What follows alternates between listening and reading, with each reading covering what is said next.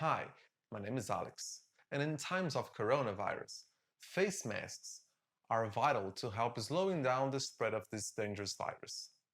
That's why many countries have made mandatory for its citizens to wear masks when outside of its residence. So I developed a software capable of detect if a person is not wearing his mask. This software was coded using Python and TensorFlow to create a convolutional neural network, which was trained to learn many types of face masks. So let's check it out.